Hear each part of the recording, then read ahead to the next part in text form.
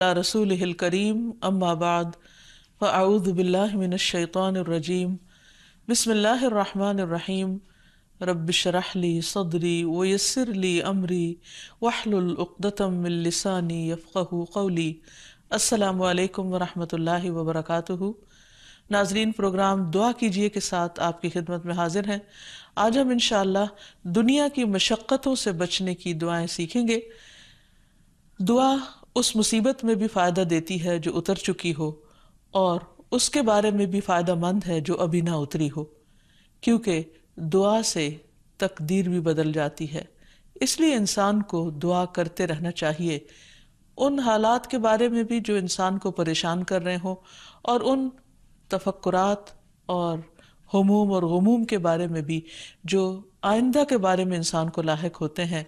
کل کی پریشانیاں جو انسان کے دل کو گھیرے ہوئے ہوتی ہیں، ان کے لیے بھی انسان کو اللہ سبحانہ وتعالیٰ کے آگے آہ فریاد کرنی چاہیے، دعائیں مانگتے رہنا چاہیے، اور اللہ تعالیٰ کا وعدہ ہے کہ تم مانگو میں تمہاری دعا قبول کروں گا۔ اور جب بندے آپ سے میرے بارے میں پوچھیں کہ میں کہاں ہوں تو انہیں بتا دو کہ میں بہت قریب ہوں۔ اللہ تعالیٰ ہم سب سے بہت قریب ہے،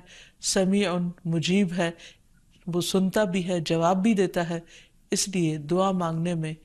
بخل سے کام نہیں لینا چاہیے،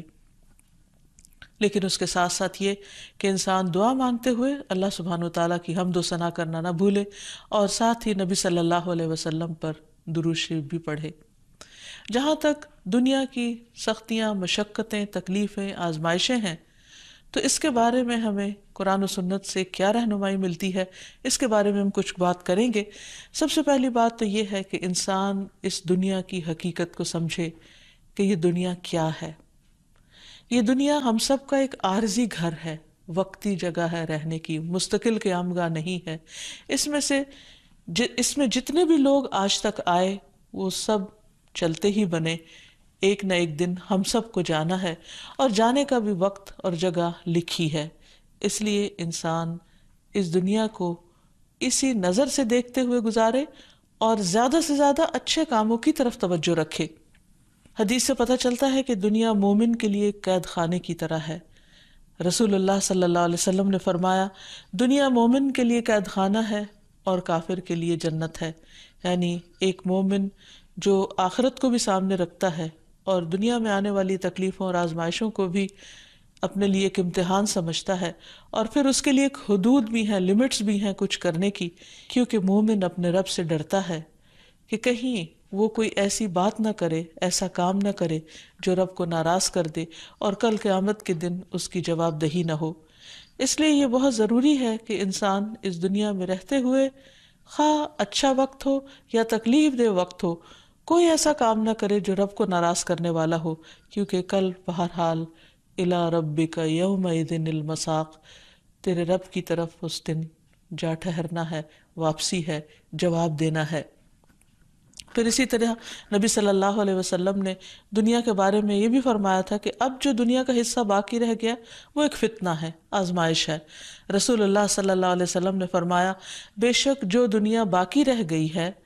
وہ آزمائش اور فتنہ ہے، یعنی انسانوں کے لیے کوئی بہت خوبصورت جگہ نہیں ہے رہنے کی، اور آخرت کا گھر وہی دراصل اصل گھر ہے اور خوشحالی کا گھر ہے۔ قرآن مجید میں آتا ہے کہ اہل ایمان جب جنت میں داخل ہوں گے تو پکار اٹھیں گے کہ شکر اللہ کا جو ہم سے ہر طرح کا غم اور دکھ ہم سے لے گیا۔ وقالوا الحمد لله الذي أذهب عنا الحزن إن ربنا لغفور شكور الذي أحلنا دار المقامة من فضله لا يمسنا فيها نصب ولا يمسنا فيها لغوب۔ اور وہ کہیں گے کہ اس اللہ کا شکر ہے جس نے ہم سے غم کو دور کر دیا، یعنی جب وہ جنت میں پہنچیں گے تو دنیا کے سارے غم ان کو بھول جائیں گے، اور یقیناً ہمارا پروردگار بخشنے والا اور قدردان ہے، جس نے اپنے فضل سے ہمیں ابدی قیام گاہ میں لا اتارا، جہاں ہمیں نہ مشقت اٹھانی پڑتی ہے اور نہ کوئی تھکاوٹ لاحق ہوتی ہے۔ اور اللہ تعالیٰ کی طرف سے بھی یہ پیغام آئے گا، سلام علیکم طبتم فادخلوها خالدین، تم پر سلام ہو، تم خوشحال رہو، بس اس میں داخل ہو جاؤ ہمیشہ رہنے والے، یعنی اس کے بعد اب تمہیں یہاں سے کوئی نہیں نکال سکتا، تم پر کوئی غم تکلیف اور دکھ آنے والا نہیں ہے۔ نبی صلی اللہ علیہ وسلم نے فرمایا، ایک آواز دینے والا آواز دے گا کہ اے بندو، تمہارے لیے یہ طے ہو گیا ہے کہ تم صحت مند رہو گے، کبھی بیمار نہ ہوگے، تم زندہ رہو گے، کبھی مرو گے نہیں، تم کبھی بوڑھے نہیں ہوگے، تم آرام میں رہو گے، تمہیں کبھی تکلیف نہیں آئے گی۔ تو اللہ تعالیٰ کا یہی فرمان ہے، وَنُودُوا أَن تِلْكُمُ الْجَنَّةُ أُورِثْتُمُوهَا بِمَا كُنْتُمْ تَعْمَلُونَ، اس وقت انہیں ایک آواز آئے گی کہ تم اس جنت کے وارث بنائے گئے ہو، یہ ان نیک اعمال کا بدلہ ہے جو تم دنیا میں کیا کرتے تھے۔ یعنی وہ لوگ خوش قسمت ہوں گے جو دنیا میں ایک اچھی اللہ تعالیٰ کی رضا کی زندگی گزار کر آئیں گے اور وہاں اللہ کی رضا کو پائیں گے۔ اور پھر دنیا میں وہ شخص جو سب سے زیادہ تکلیف میں ہوگا، وہ جب جنت کا صرف ایک چکر لگائے گا، صرف ایک جھلک دیکھے گا، تو اس کو دنیا کے سارے غم دور ہو جائیں گے اور سارے غم بھول جائیں گے۔ نبی صلی اللہ علیہ وسلم نے فرمایا، اہل جنت میں سے ایک آدمی کو پیش کیا جائے گا جسے دنیا میں لوگوں میں سے سب سے زیادہ تکلیفیں آئی ہوں گی، پھر اسے جنت میں صرف ایک غوطہ دے کر پوچھا جائے گا کہ اے ابن آدم، کیا تم نے کبھی کوئی تکلیف دیکھی تھی؟ کیا تجھ پر کبھی کوئی سختی بھی گزری؟ وہ عرض کرے گا، اے میرے رب، اللہ کی قسم کبھی نہیں،